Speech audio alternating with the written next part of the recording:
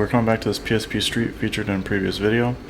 If you missed that one, don't worry. All I did was use this one for the display so I can get that other operational. This unit gave us no signs of life at all, not even a green power LED. So hopefully this makes for an interesting and successful repair. I did leave the screws out so we can go ahead and jump straight into this one.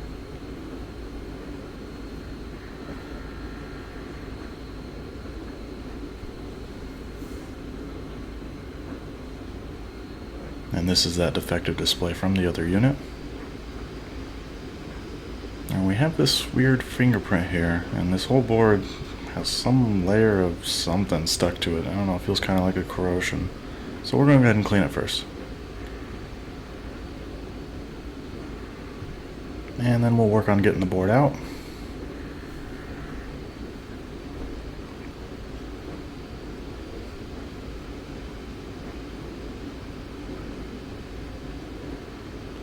And this side is also dirty, so I'm hoping it comes across on camera because it's kind of hard to tell, but it does feel pretty gross.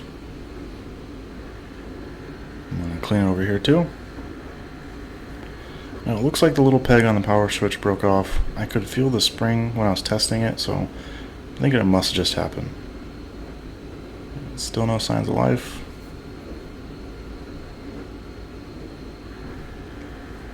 Now I'm going to jump straight into testing various fuses on the board. This one's good. Same here. Also good. And I think we have a culprit. And just to prove that, I think we've got a blown fuse here.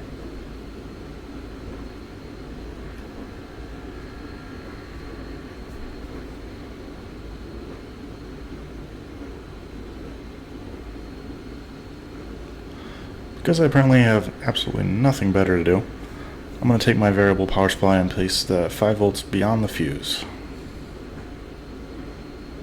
And hey, we get a sign of life. So I'm going to eliminate this headache right away. Rather than trying to replace the entire switch, I'm just going to try and rebuild it. You got to pop these clips off the side and it releases releases this metal retainer.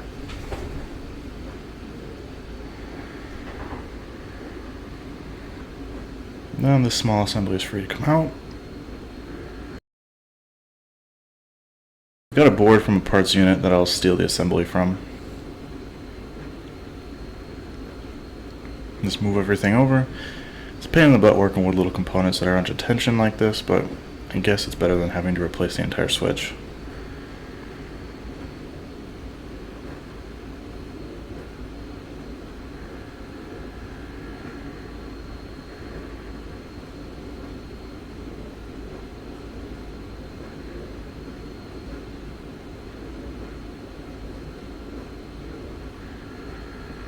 Go ahead and close this up.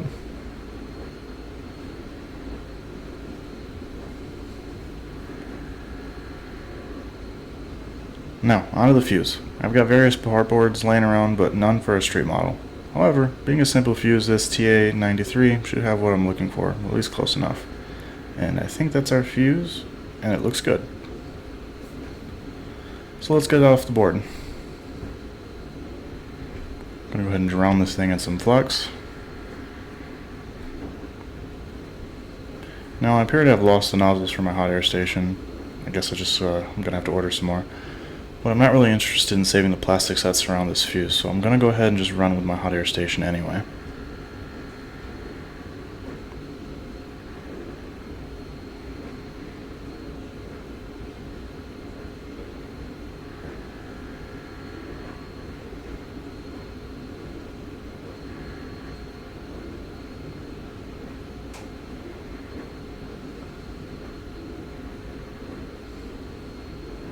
And here's our part.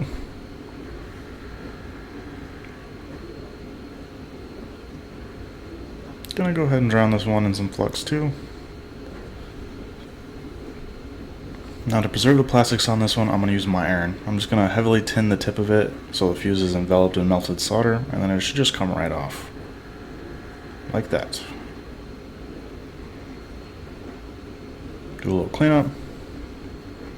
Even more flux. Now, this isn't going to be pretty, but I'm not too worried about that as long as this works. I'll just get one side soldered on and first, and then I'm going to move over to the other side.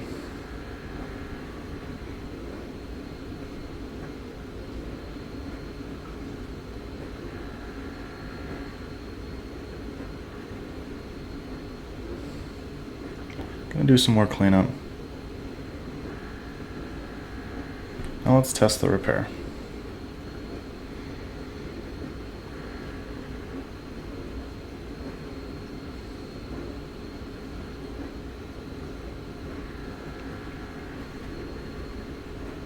Oh, that's a good sign. We got a power LED. What a beautiful sight that is.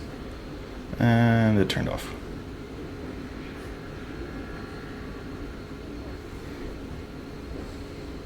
And we do have display. It's the broken one from the other unit. So bringing the meter back without a battery still, you'll see we're drawing a healthy amount of amperage. Even without powering the unit on. And then powering the unit on, we see we get almost an amp out of this thing.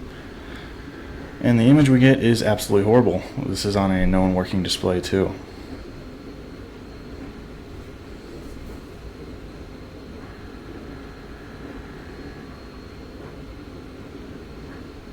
But it is functional.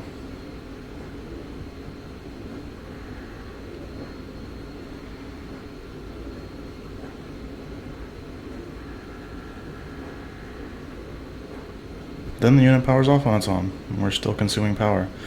The more frequently I run it, the shorter the duration lasts. To me, it seems like something is shorting out and causing a thermal shutoff. So let's start looking at for faults again. Now the IC with the fingerprint feels to be getting the hottest based on my calibrated finger. Guess I really should invest in a thermal camera. But I'll start checking caps around it. A short across a single cap usually points to that particular one being defective, but numerous caps showing a short can most likely point to a defective IC itself.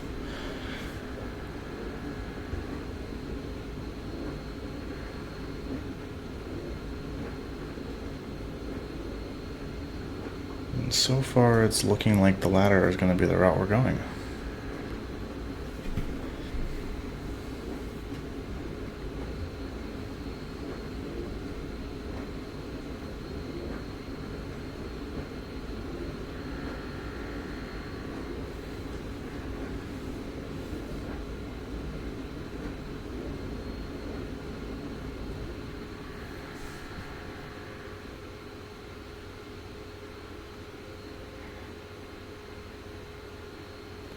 So again, I don't have another board for street models, but this TA95 from a 3000 is the revision before, so it's my best option currently.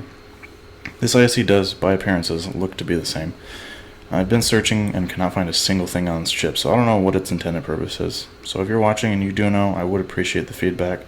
My guess it's perhaps like a Southbridge or something similar, and if that's the case, then I'm doubting it's compatible, but we're going to give it a try. And then I'm going to remove the IC as well from our street model here.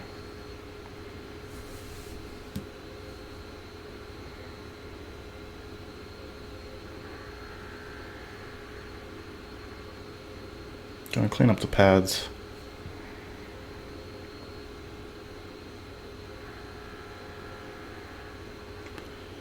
Go ahead and put the new chip in.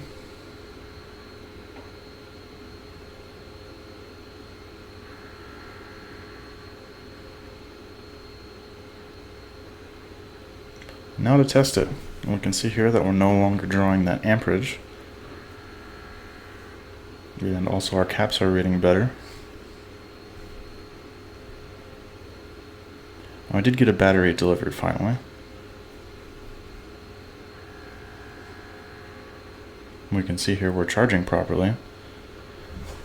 Can also show powering on the unit shows a rise in the amperage. Then after a little bit, it goes down, and then if we power the unit down, we can see the amperage drop back down again. So I think we're onto something here. Now sadly, this is where I have got to leave it. I don't know if changing the chip bricked the device, they're incompatible, or some combination of the two.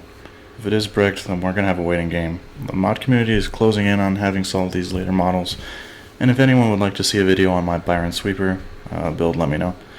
If the IC isn't compatible, then I'm still hunting for a donor unit, but most Broken Street models I find are being listed for far more than I'd be comfortable paying for a parts unit, or have very expensive shipping from overseas. I also did reflow the IC and tried every trick I had, but got no difference. Either way, I'll eventually have an update on this unit in the future, and until the next one.